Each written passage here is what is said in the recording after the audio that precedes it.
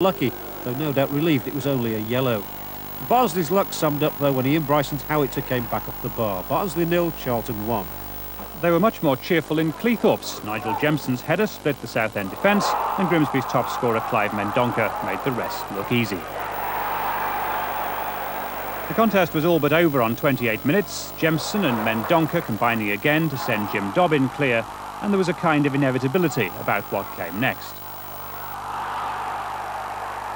No option for referee Kevin Lynch, no more football this weekend for Paul Sampson. Southend made a swift substitution, sending on their reserve goalkeeper Simon Royce in place of David Howell. He got close to Mendonca's penalty, but not close enough.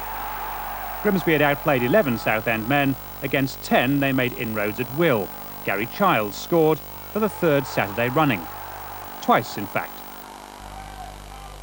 His second goal owed something to this challenge from Jemson, whose 1-month loan period is now up, and he expects his next game to be for Sheffield Wednesday reserves. But he had a fine game yesterday in partnership with Mendonca, who could well have scored more than 2. Grimsby 4, Southend 0. Good result for us today. As you say, I got 2. Could have had about 5, but it's nice to get 3 points. And those points have taken Grimsby up to 7th place in the First Division. But can they mount a serious challenge to get into the top 3? I asked the manager. Well, if we do it, we'll do it with about 12 or 15 million pounds less than the ones that have a right to be up there anyway.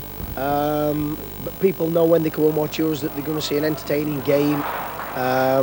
We certainly don't regard ourselves as inferior playing-wise and team-wise to other people. But it would be, I think it'd be quite an achievement to reach the top 3, yeah. Good luck to them anyway. Before we leave Division 1, a quick word about next Sunday. Your Match Live at 5 to 3 features Middlesbrough against Sunderland, which should be full of passionate stuff. And all How unlucky can you get? It was bad enough for Grimsby having to go to Stoke City for what could well be Lou Macari's last match as manager. But then the fates really conspired against them, the ball going into their net for the only time off heels, knees, and finally their own defender Mark Lever. Stoke City 1, Grimsby Town 0.